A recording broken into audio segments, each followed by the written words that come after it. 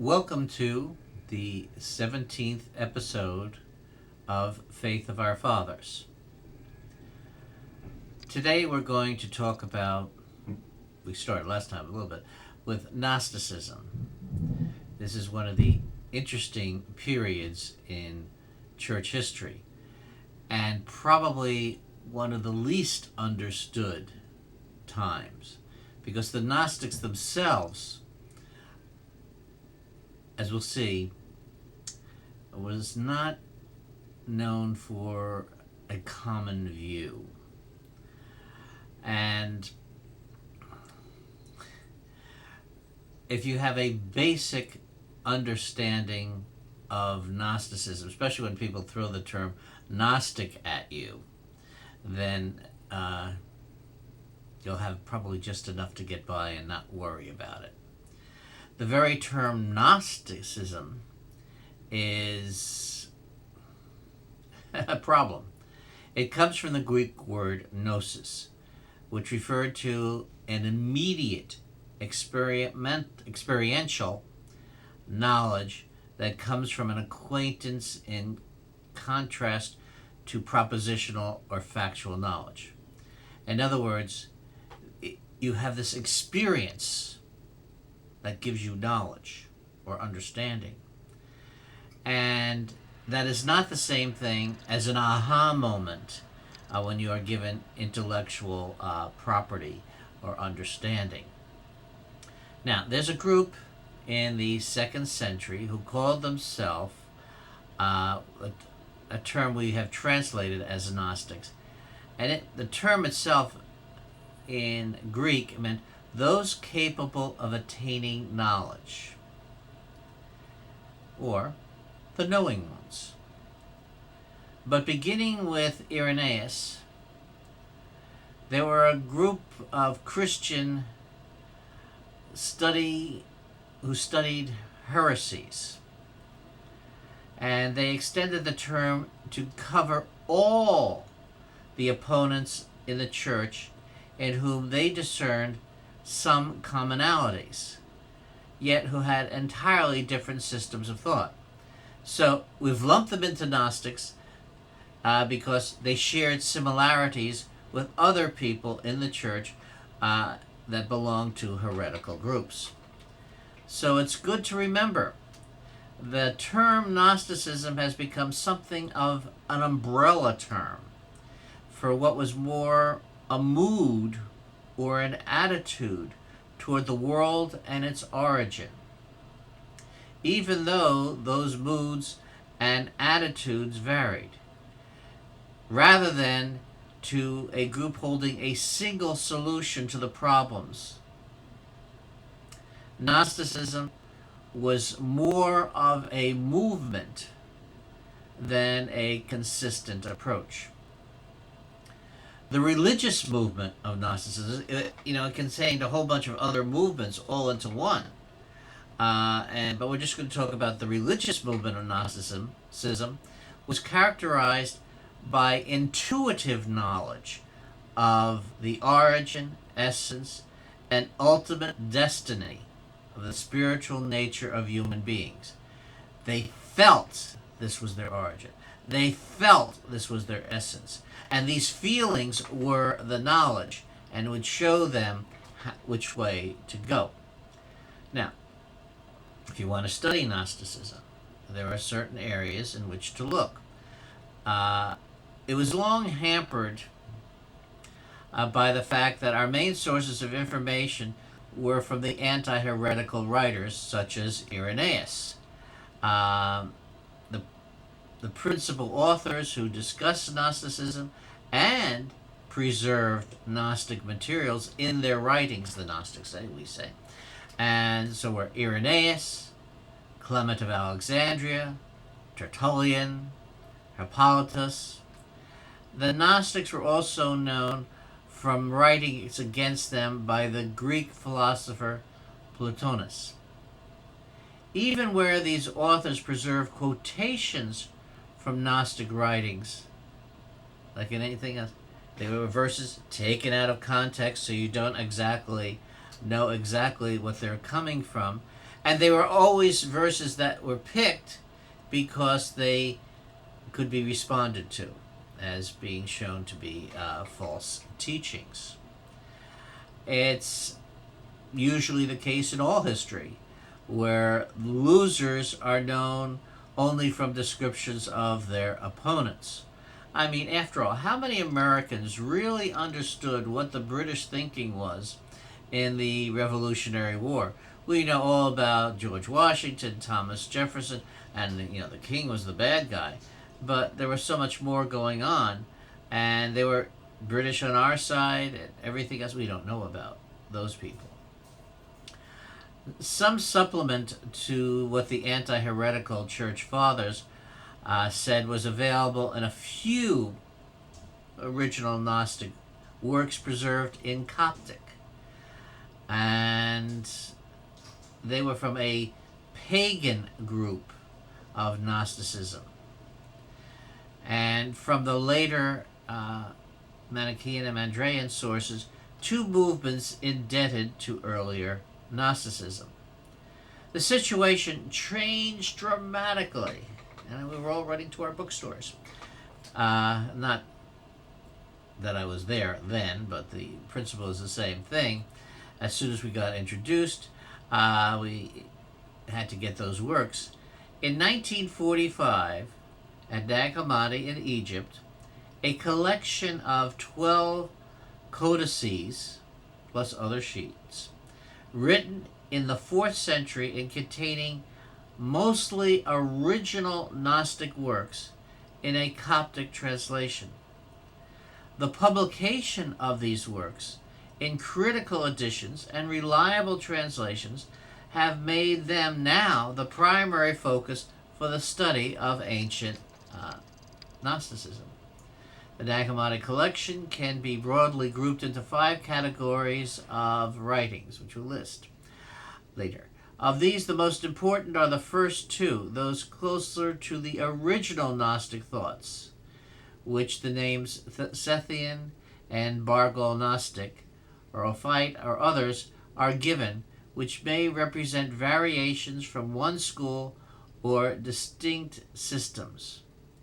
And 2, those from the Valentinian school. The accounts of the Church Fathers give something of a mythical structure of the Gnostic systems, but the new Nag Hammadi documents give more of the living spirit and the methods of interpretation that were employed. The one class of sources helps us to understand the other. So, the question of origins. Before the discovery of Nag Hammadi library, 3 different sources for Gnostic thought were postulated. 1, the view of the Church Fathers that Gnosticism was a Christian heresy, so that's why they paid attention to it, resulting from Christians who were trying to explain the faith to themselves and their neighbors in philosophical terms. And this basically had a lot of support in the Christian schools. In other words, people, not the apostles, not the church leaders, who in some cases could have been, but rather they gave us how they were trying to explain these basic teachings.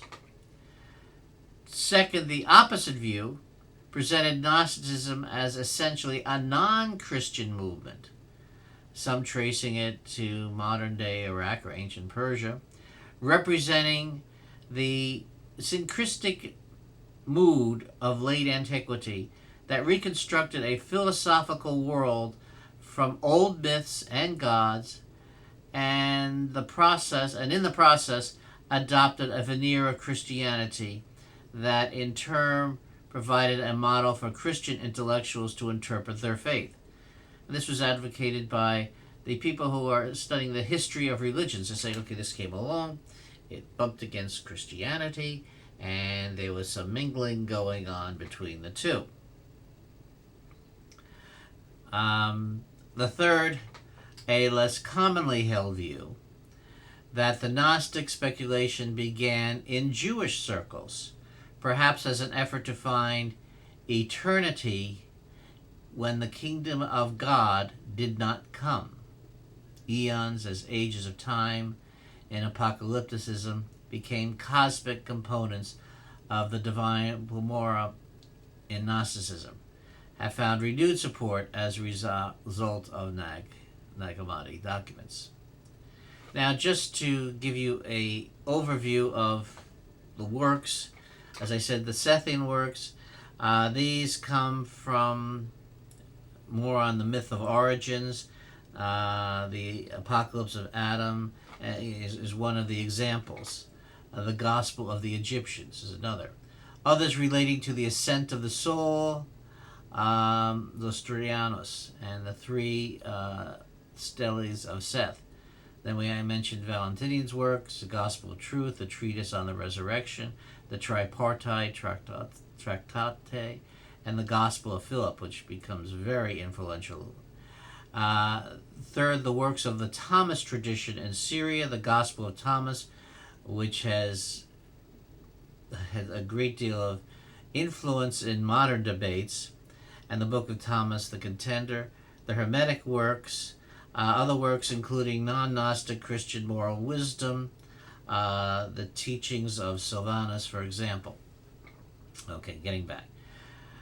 Those three groups I mentioned, there seems to be elements of truth in all of them. Some of the ideas in Gnosticism definitely older than Christianity, but a complete Gnostic system has not been identified prior to Christianity. So in other words, Christians have been accused that we take some things from our pagan past. And so that's the same thing the Gnostics were doing, taking things from their past. And that was the one theory. But there was a lot of things in Gnosticism that predated Christianity, but that doesn't mean it had to be older than Christianity. Some expressions of Gnosticism, especially those fought by the Church Fathers as Christian heresies. Some of the Gnostic systems known from the Nag Hammadi writings show a proximity to Judaism, if not indeed a Jewish origin. Gnostic works with no explicit Christian features may point to a Gnosticism as at first or as also a non-Christian movement, but not necessarily, for if these works could be read by Christians, they could as well have been Christian compositions. A middle-of-the-road view would be that Gnosticism and Christianity grew up together, but from different sources. They had some interactions in the first century and developed into defined forms as separate religions in the second century. Some contemporary writers make a distinction between gnosis and Gnosticism, employing the term gnosis for the wider atmosphere that congeals in a Gnostic way of thinking, and the term Gnosticism for the developed systems of thought. As A.D. Knock put it, apart from the Christian movement, there was a Gnostic way of thinking, but no Gnostic system of thought. It was the emergence of Jesus and of the belief that he was a supernatural being who had appeared on earth, which precipitated elements previously suspended in solution.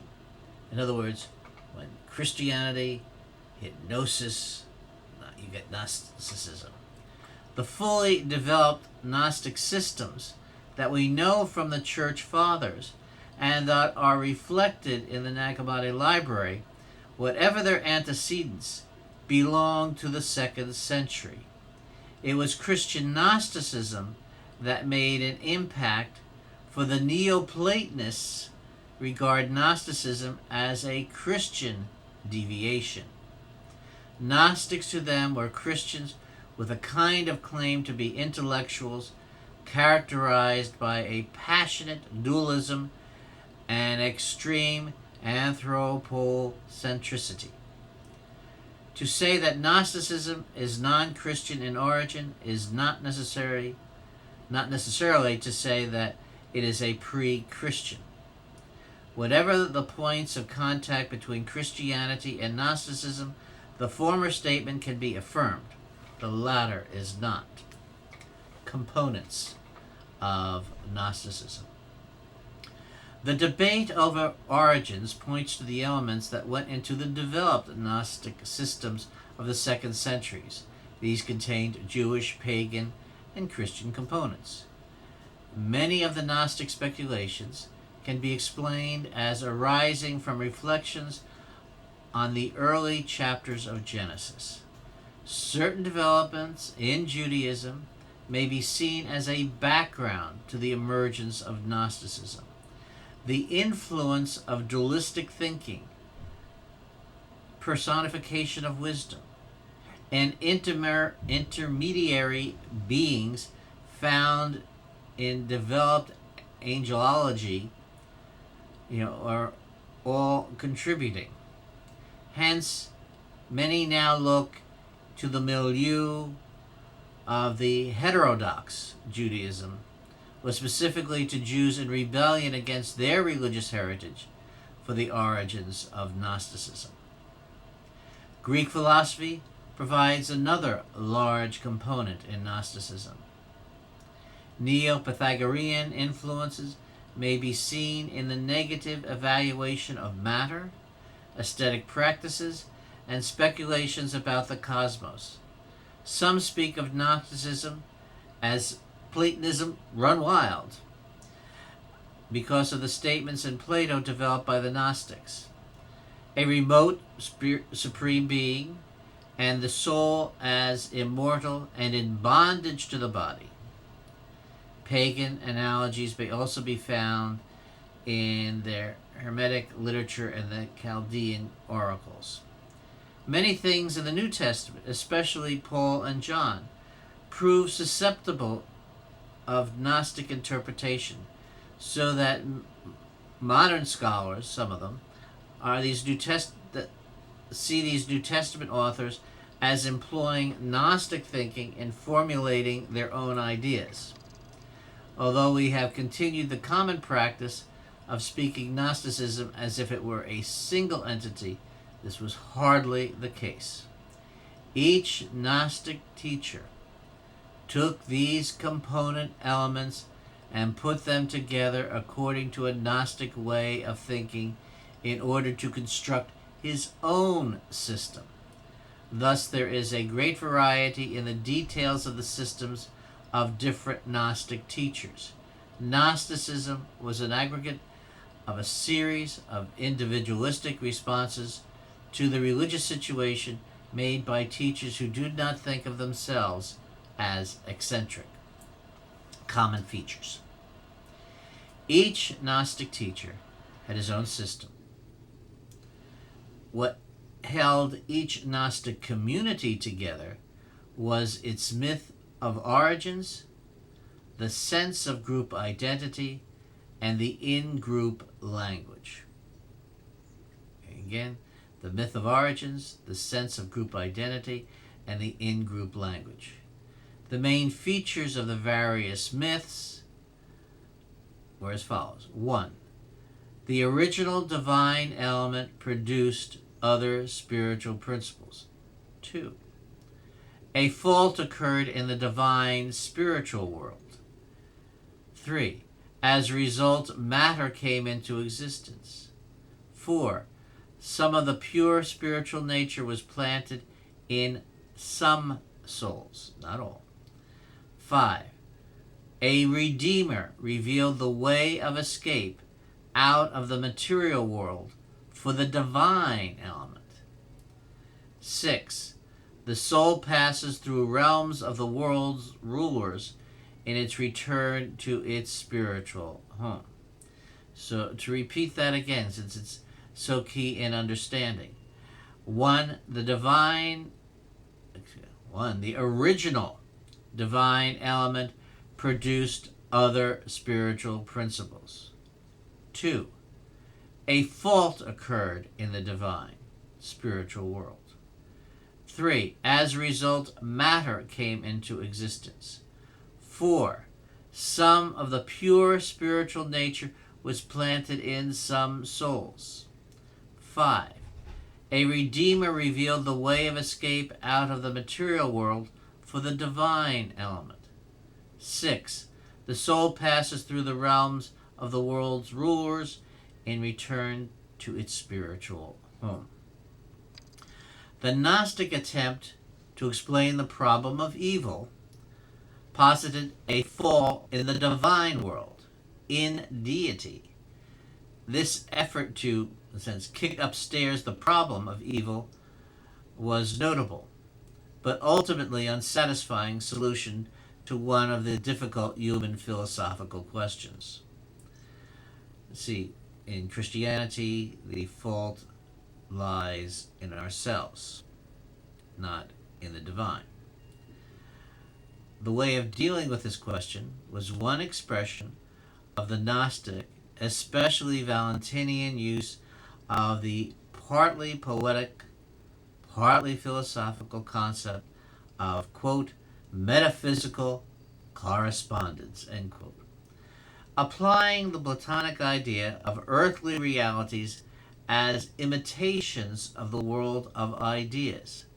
Gnostics saw the components of the Pleroma, P-L-E-R-O-M-A, I can't get it out right now, P-L-E-R-O-M-A, as equivalent to the totality of the spiritual nature of humanity. There is a heavenly counterpart of the soul. Accordingly, the gospel narratives were read as reflections of the drama that took place in the heavenly world.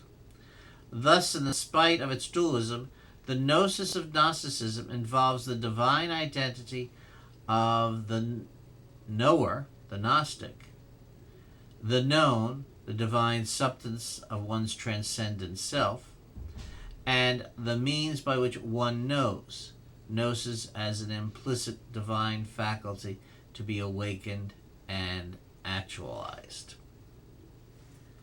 Principal teachers.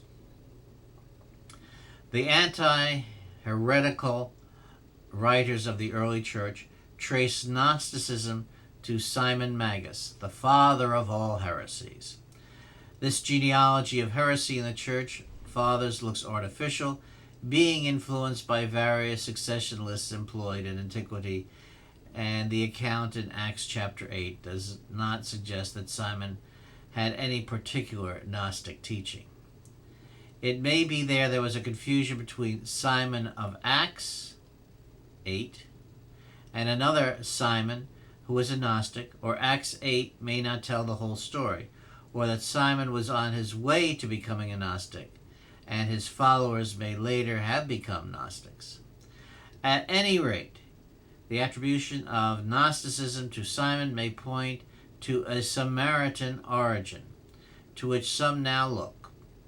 The teaching later ascribed to Simon does have features of Gnostic schemes in that it does include a fall from divinity and a descent of heavenly power, Simon himself, to bring salvation. Seemingly contradictory reports are given on the teachings of Cerinthus, reported to have opposed the Apostle John in Ephesus. The earliest surviving report in Irenaeus puts Cerinthus in the Gnostic orbit. A lower power and not the supreme God made the world. Jesus was the son of Joseph and Mary, who exceeded other persons in righteousness and wisdom. The divine Christ descended on him in the form of a dove at baptism and flew before his crucifixion. So Christ remained an impassible spiritual being. To repeat that again, a lower power, not the supreme God, made the world. Jesus was the son of Joseph and Mary. He exceeded all other people in righteousness and in wisdom. The divine Christ descended on this person, Jesus, in the form of a dove at his baptism. That's where you get certain Christian groups saying that Jesus knew his divinity at his baptism. This is how some of the Gnostic teachings are still flowing around in Christianity. This did not come from the church, it came from Gnosticism. And you will see the same thing, and his divinity flew away before his crucifixion. So Christ did not die, Jesus the man did. And Christ remained an impassible spiritual being. A slightly later report made Cerinthus a teacher of Jewish millennialism and attributed the book of Revelation to him, a way of reconciling the seemingly incongruity of these pictures of Cerinthus is that he anticipated Marcion by saying that the Jewish expectation of a messianic kingdom on earth was a correct reading of the Old Testament prophecies. But Christ revealed the unknown Father and a spiritual salvation. Irenaeus traced a line leading from Simon to Menander to Saturninus and Basilides. To Saturninus he ascribed a compact summary that corresponds to the principal elements of the basic Gnostic myth.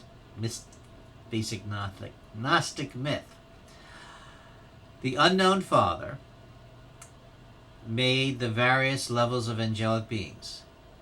7 of these angels made the world and the first man. The God of the Jews is one of these angels. The Christ, who is incorporeal, bodiless, came in appearance only in order to overthrow the God of the Jews and to save good human beings. His followers renounced marriage and procreation and were vegetarians. Carpocrates too affirmed that the world was made by angels, who were far inferior to the unbegotten Father. Jesus was born of Joseph like the rest of men, but because of his purity of soul, power from above came upon him, enabling him to escape the world rulers. Souls, which are like Jesus' soul, also receive power to escape the world rulers and may even become stronger than Jesus' disciples, or indeed Jesus himself. Carpocrates' followers called themselves Gnostics, but they had features unlike others known as Gnostics. They taught reincarnation, and in contrast to asceticism in regard to sexuality, characteristic of other Gnostics, who were libertines engaging in sexual immorality. Carpocrates' son, Epiphanes, defended promiscuity on the basis of a law of nature that made all things common property. Basilides had a much more elaborate cosmology than the other teachers who sought to combine Christianity with Gnostic speculations.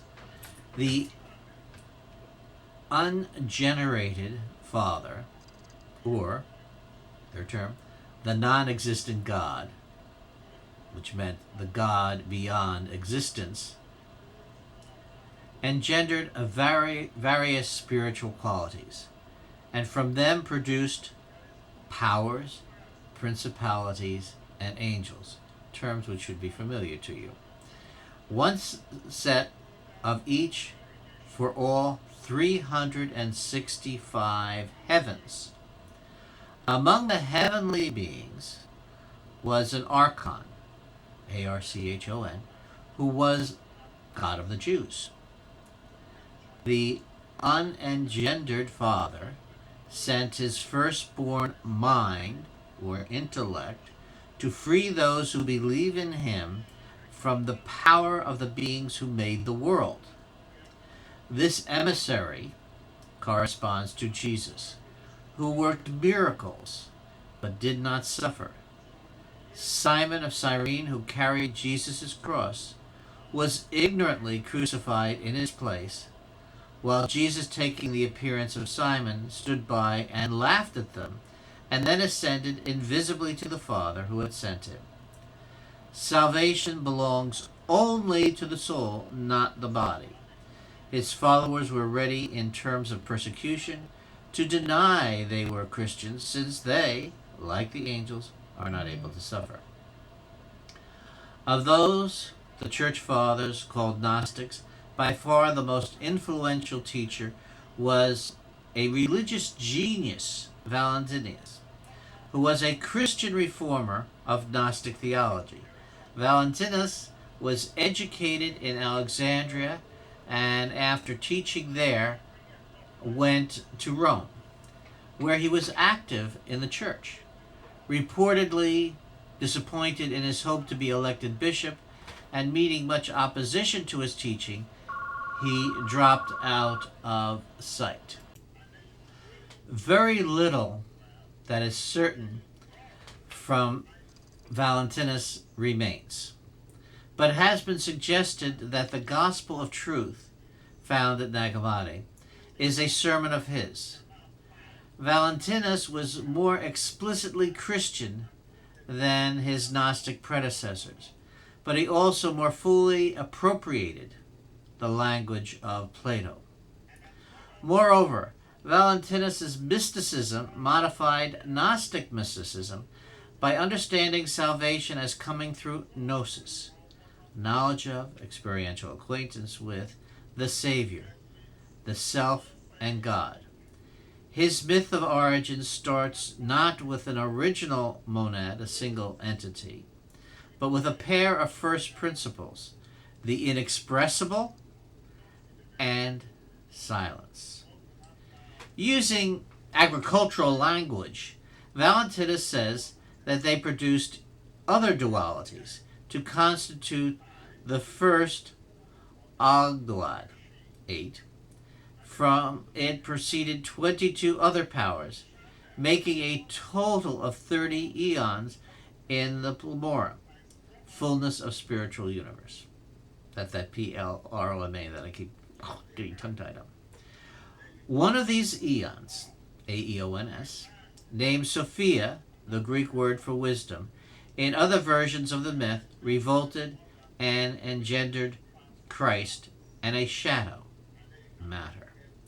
Christ returned to the Pleroma, and the rebellious mother emitted the demiurge, the creator. Jesus was an emanation from the Christ or from the other eons. Earthly entities such as humanity and the church were thus seen as reflections of spiritual realities. Valentinus' followers were said to have branched into two schools, a Western and an Eastern. Their own original contributions to biblical interpretation testified to the brilliance of Valentinus as a teacher. Heraclian from the West wrote perhaps the first commentary on a New Testament book, the Gospel of John, and Ptolemy, also of the West, offered a threefold scheme for the interpreting of the Old Testament law. Part come from God himself, part from Moses, and part from the elders. The church fathers give fuller reports on his successors than on Valentinus himself. It is often difficult to draw inferences from an intellectual system to the social realities in which it operates. And this is especially the case with the Gnostics. For example, the prominence of feminine elements in the Pleroma of the Gnostics does not seem to have necessarily transferred to an equality of women in the Gnostic community. Nevertheless, there were women teachers prominent in some Gnostic circles. For example, an unnamed woman of the Canaanite sect, whose disparagement of water baptism called forth Tertullians on baptism. So Tertullian responded to her, what she was doing, was saying against water baptism. So he identified it as not being a Christian teaching. But it also gives an insight into the prominence of women as teachers in the Gnostic community. Yet there does not appear to be any consistent line of greater openness to women leadership among, as we saw them, heretical churches. And this is where it becomes controversial nowadays, because so many people will point out, well, the early church had women bishops, had women priests, because we know that from Tertullian.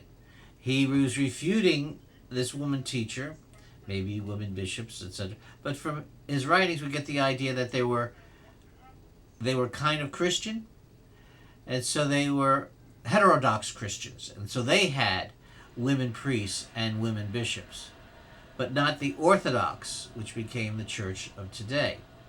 And so it's kind of a misconstruing of the situation.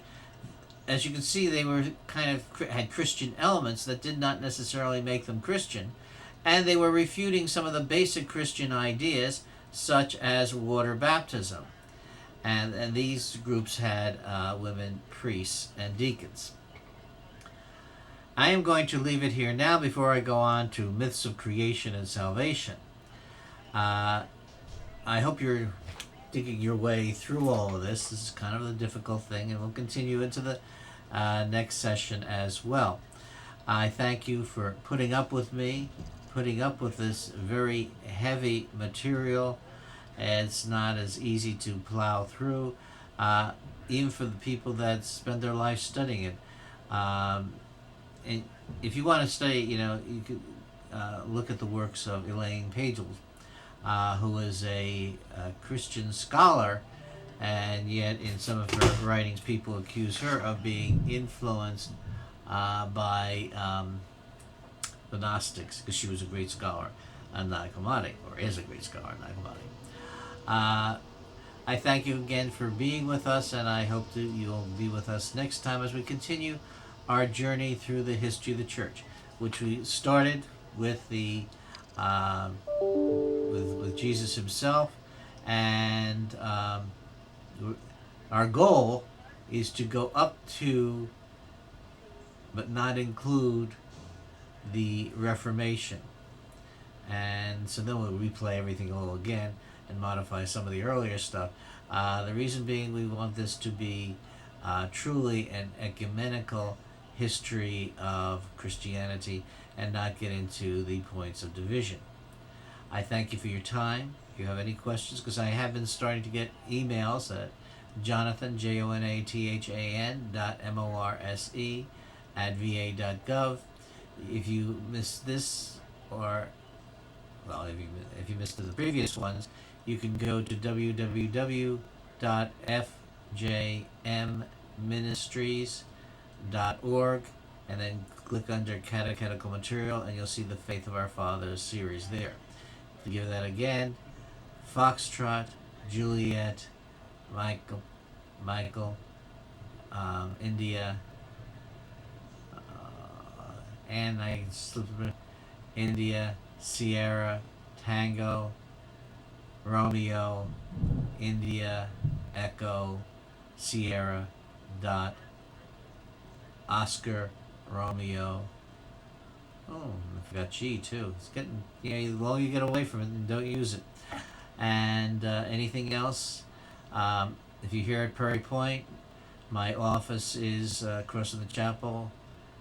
I think it's C105, and my extension in Perry Point is, and you can get it from Baltimore or Loch Raven, is 25604. Thank you, and may God bless you and keep you.